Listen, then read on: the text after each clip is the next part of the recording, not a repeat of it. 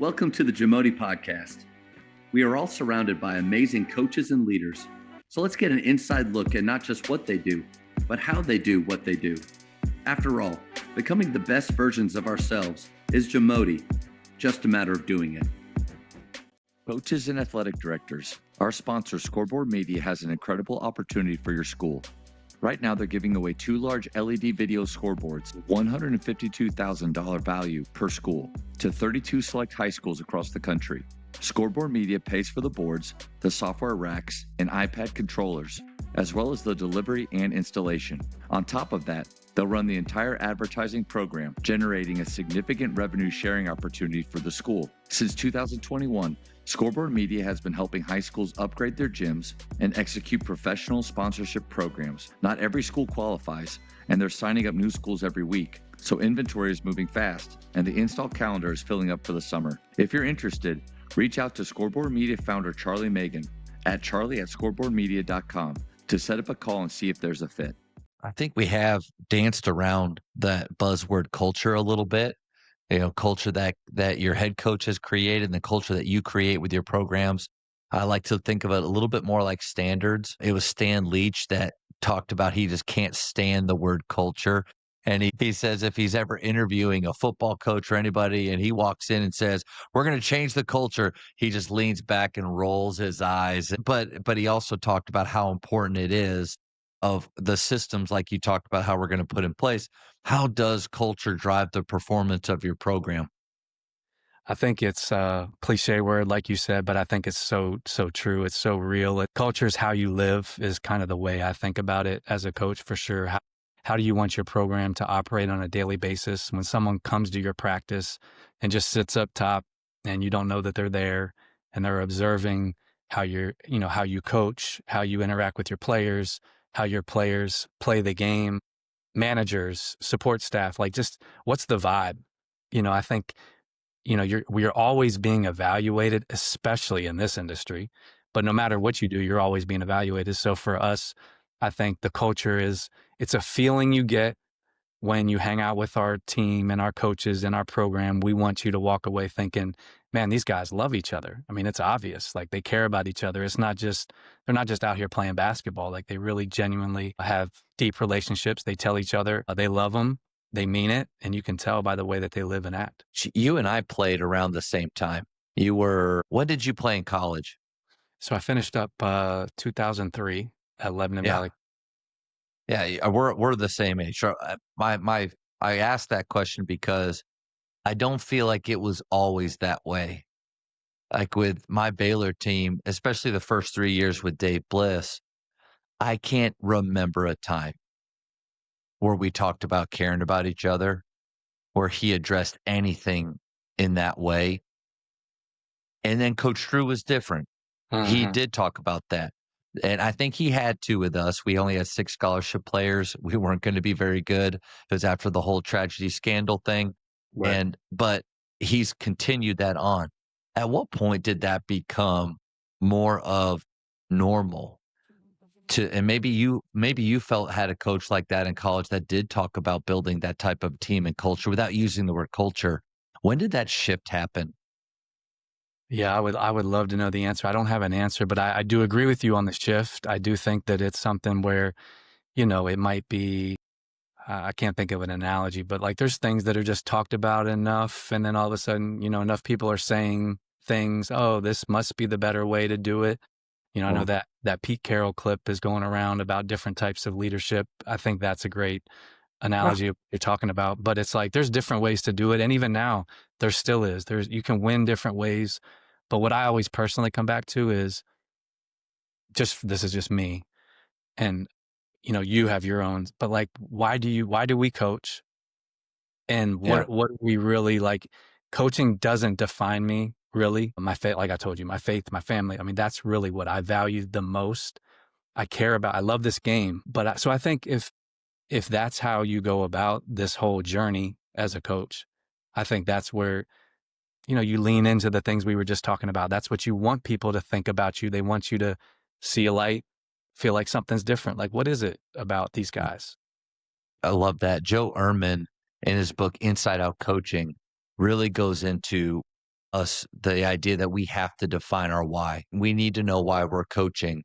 And it kind of made me think and write down a few things. Like, I'm coaching to make a positive impact in the lives of my players. And the way that I do that is I try to instill in them and demonstrate to myself humility.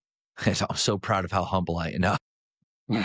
Humility, but then also I want them to learn how to pursue excellence and how to value hard work. None of that had anything to do with winning or state championships. But I think that that exercise of sitting down with a sheet of paper and just writing, why am I doing this? I got to imagine that's something that we have to do probably at least once, but often. A lot. And I think as the landscape keeps changing and maybe potentially you're spending less time, like you used to be with somebody for 4 years. So now if it's only a year, you have to kind of expedite the process and take advantage of every single minute. I was hoping that your answer would really trigger something in me as far as when it started, the culture thing, because I'm not sure either. But I did think about social media, the rise of social media, giving everybody a platform more to express their feelings, to see what others are doing, and for curtains to be lifted from what programs are doing. Like, I can go to your social media and I can see the amazing things you're doing with your team, and I don't know, coach, I think that is a huge part to do with what Dave Bliss said to us in private would not be private anymore. Right. Yeah, I think that's so many people talk about the negative side of social media, and there are some. One thing I'm really excited about, coach, is, in Texas high schools this year, there's a no cell phone policy. And then they have to put it up when they go into school. It has to be powered off, and they can't turn it on again until they leave. I think I really am excited. I think we're going to go back in time, and we're going to go back to you and me being in the 90s and walking around and people talking to each other. Yeah. Right. People like getting to know each other and actual relationships. Man, I got kind of chills right there thinking about it, because a lot of people it's going to be so much work on this or not in that. For teachers, we're going to have to police someone. It'll be tough at the beginning, but I think it's going to be one of the best things that's ever happened. Long ramble there to say that I think social media has a good thing that it's done is made us all have to be transparent with how we talk and the culture we're creating. I agree with you. Thanks, coach. I needed that. You said something too that I wanted to circle back about building a culture, building a team. And the Oakland coach, Greg Campy, had a great point about, we were talking about culture. And I said, man, what's it like to build a program over 42 years? And he says, Matt, I'm not doing that anymore. I'm building teams every year. So I don't know how many players that you've added or lost or how different this team is. The Baylor team has no one returning from last year's team.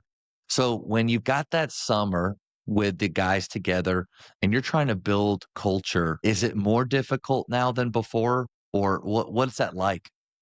I think it's definitely different. Some would probably say it's more difficult, but it's different. And I think we just have to adjust. And it's, something that professional basketball goes through, overseas or G League. I mean, rosters are changing. So they hear us talk and they're like, this is normal for us. Junior college coaches are like, we've been doing this forever. What are we talking about?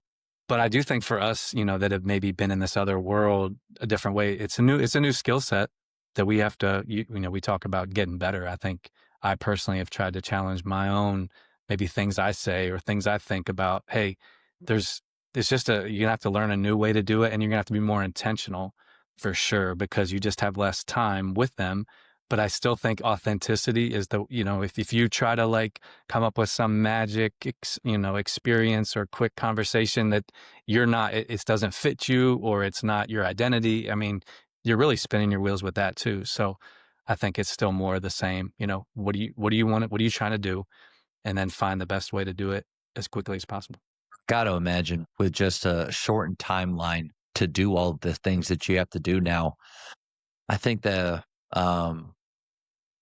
I could see the temptation in trying to have some grand exercise that gets us there. And then all of a sudden, boom, culture is done. But no matter what, one, I appreciate your mindset about it. Like, this is what it is. We're not going to complain about it. We're just going to adapt, like the cell phone thing. Like, this is Right. what it is, guys. We're going to make this work. But I still like the idea of sprinkling in culture over time. And I got to imagine that even with the shortened timeline, you can still do that. Yeah, and I think, I know we talked about, we just got back from this foreign trip. So what crystallized for me off the trip a little bit too was some of our seniors will be trying to play professional basketball less than 1 calendar year from now. So, Yeah. okay, well, the skills that are going to be demanded of them pretty soon to make it in an overseas market on a team that they might not know the language, with some, a set of teammates this year, or this set of games and a different set. I mean, if you can't adjust, so really we have to help teach them these skills for their own future anyway. So why are we sitting here complaining about it as coaches? Like, we need to find a way to help our guys navigate this for their future as well. I love that. And I think the idea of the shared experiences, that's probably a really good way. Like, you guys, we can't at Midway or any of these other schools, for the most part, we're not going overseas during the summer. We're not doing that. But we can go bowling. We can Right. do things together that's outside the gym, that is a shared experience. I got to imagine that that is a way to create some of these relationships that we've been talking about. Yeah, creating meaningful, intentional conversations, I think too. Like, doing things together, going to a Yeah. meal is good, movies, but yeah, can you create conversations, where there's back and forth dialogue? Thank you for checking out today's episode. Please take a moment to subscribe to this podcast, share it with your fellow coaches, and find us on social media for what's coming up next on the JAMODI Podcast. It's just a matter of doing it.